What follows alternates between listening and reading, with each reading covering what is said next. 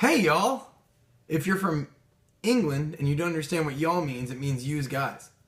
And if you're a British and you don't understand what yous guys means, it's Northeastern Italian for people. Thanks for stopping by. This video is to give you the backstory, the behind the music of the song "There Was a Time." "There Was a Time" is the intro of our brand new album Brighter, and it's only 58 seconds long. I'm pretty sure this video has already been longer than the song. So you're looking at the video and you're like, how much time is left in this song or this video? It's only 58 seconds long. How long could it take to explain it? I talk a lot. I'm sorry. And if you want to know what this song means to me, you can watch. And if not, that's okay too. So this song is about the moment I fell in love with music. And it really kind of capsulizes my entire life. And it kind of really tells the story of the path that myself and the other people in the band have chosen over time. So there was a time I lost my mind on the radio. With that's a very, very specific moment. It's a very specific time. When I was a kid, we used to take these long road trips, and my dad would make these mixtapes of all different kinds of music. And it was everything from Motown to rock to pop to country to,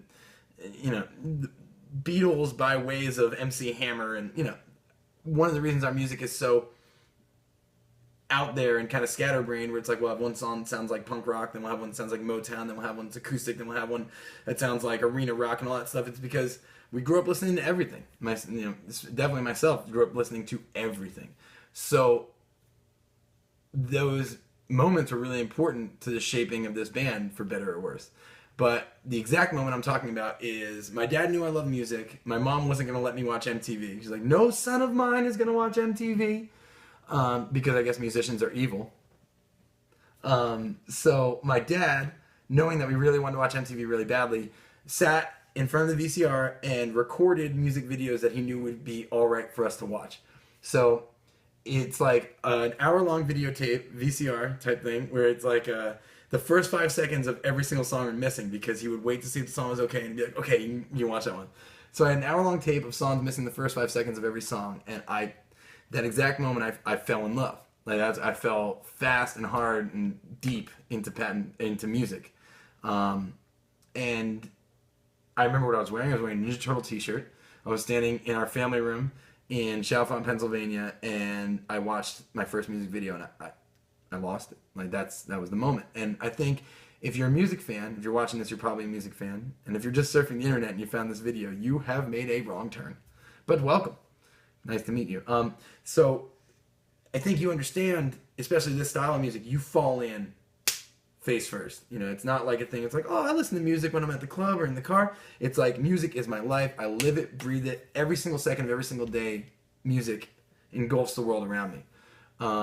So that's what, there was a time I lost my mind in the radio. And then there was a place, a face, I just can't let it go. That's about the moment in a very specific space where I was watching it. And I remember I used to put on like fake concerts in our house where I'd make my family members pay up to $0.25 to come into the living room and watch me mime the lyrics to the videos that were playing behind me as I jump up and down on the couch. It's a lot like what I do now, except that it was probably more organized then. Amazing. There's a time I lost my mind on the radio. This place is just gonna let go. And they talk, has there ever been a choice? As I bleed my life through his voice. And that next line is like, they talk as if there's ever been a choice. All of our friends who don't do music are totally normal. Like, they live normal lives, they have normal jobs, they have enough money to not worry about things. Like, they're like, oh, like, let's go do that. Let's go to Vegas this weekend. It's like, I can't do that. I'm broke. And what's crazy about it, it's like, okay, so Rob's a great example. Rob recently missed a wedding of a very dear friend of his because he was on tour. And it was like, Rob, like, other people are like, why don't you just skip the tour and go to the wedding? And I was like, I can't. Like, and it's bad in a way that we live this way because it's like there is no other choice for us. It's like music is it. That's it. We're going to go out, we're going to chase this dream, and that's all. The rest of the world falls to the wayside. That's a dangerous way of living, but that's kind of what we do. Myself, it's a weird thing, and this line means a lot to me because of it. My wife is a totally normal person. She's just an amazing, regular person who has a job. When she leaves her job, she doesn't take any of her work home with her. That's it. Like, she does a job. Sometimes she takes work home, but it's not like, she has to stay up till 5 o'clock in the morning, or just go 2 days without any sleep because she's shooting some stupid music video.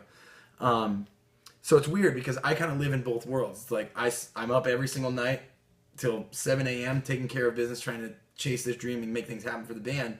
And then I'm up every single morning at 7 a.m. being a normal guy, making eggs, you know? Like, so it's a weird thing in that way. And that's kind of what that line is about. Not kind of, that's what that line is about. And the next line is, as I bleed my life out through this voice.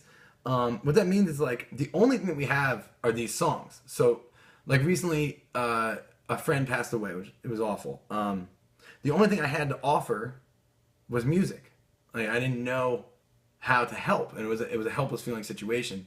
Some of you may know him. His name was Sky, and he passed away. And I sent an acoustic video because it's the only thing I could think of to help. So as I bleed my life out through this voice, like, I live my life through these songs. Like, that's every day for me. No matter where my body finally falls, I go out swinging my back against the wall. What this means is, for better or worse, we are going to chase this. And I know this might seem a little repetitive, but it's a very serious thing. Like, a great example is recently we were shooting a video 2 weeks ago for this first single off this album called Let Go. And it was this massive production. We had an original budget of more money than we could afford, and it ended up doubling to way more money than we could afford. To the point where there's a scene in the video, it's a poker scene, and they do a shot, and it's a bunch of money in a pot. And my friend watched the video for the first time yesterday, and he was like, dude, you could have at least put some big bills in there. I was like, dude, you don't understand. There were 30 people on set. That is every single piece of currency that was there. And if you press pause, it's like $220. Like, there were 30 people there. Like, we were just so damn broke that, you know, no matter what, we're going to put every last dime into it. And I have an account that I split with Josh. Josh is a member of the band who a lot of people don't know because he stopped playing live shows with us a couple years ago. But he and I write a lot of the songs together, and we never make money, but we're lucky enough to have a song on a TV show. So we got a very small amount of money sent to this account from ASCAP. And so I had the money, and we hadn't split up the money yet. And I called him, and I was like, hey, man, I'm really sorry, but I think I'm about to spend your money. I'll pay you back. Is that cool? And, you know, Josh, being the involved in this band as much as we are, is just like, dude, absolutely. You got to do this. Go for it. And I was just like, you know that this is unhealthy, right? Like, you know, like, any normal person wouldn't do this. And if I had to give advice to anyone else, I would say never do that. But we're doing it. Like, knowing the consequences of, like, maybe never get this money back. And that's just like, that's exactly what that line means. We'll go out swinging with our back against the wall. That's what that means.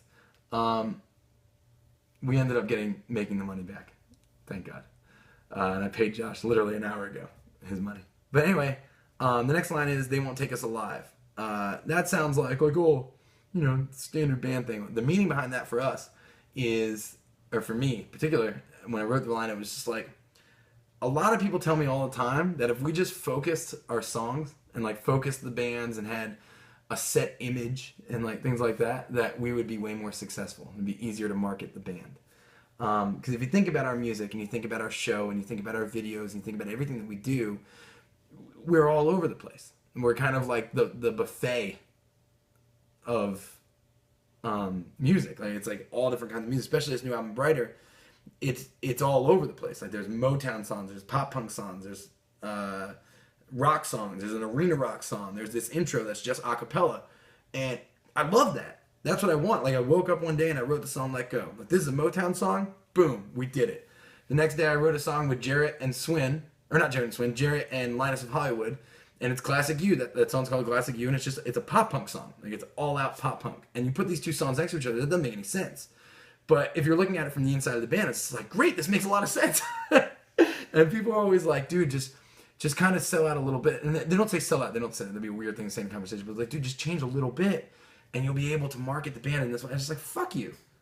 And I know that's stupid, and I know that's dumb, and I know we're shooting ourselves in the foot every time that we don't do it. But Patent Pending has always put out very eclectic records with weird, different songs that don't fit with each other.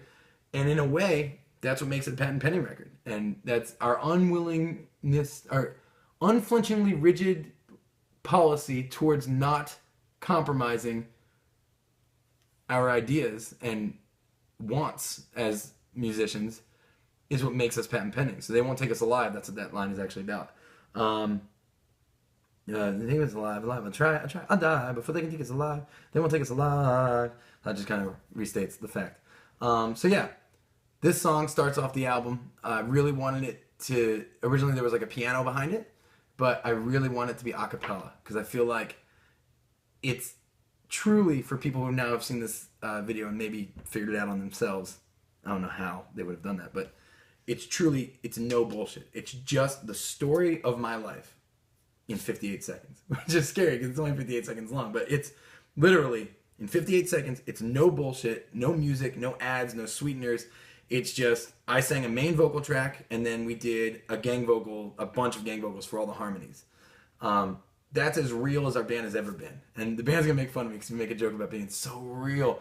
But yeah, that's it. That's Patent Pending, and that is the song There Was a Time. I thought it was the perfect way to start the album because it really lets people know what to expect from us for the rest of time. Thank you very much for watching this video. I'm going to put out more videos like this so you can understand the backstories of all the songs. And remember, if you don't agree with the backstory and you find a different meaning that will help you, get through life or just be happy or anything, go with that. Maybe this song for you is about the time that you bought a puppy. Great. That's for you. But this is what that song means to me, and that's what I was thinking about when I wrote it. Thank you very much. Love you lots. Tons of awesome things coming your way soon. See you on tour. Bye.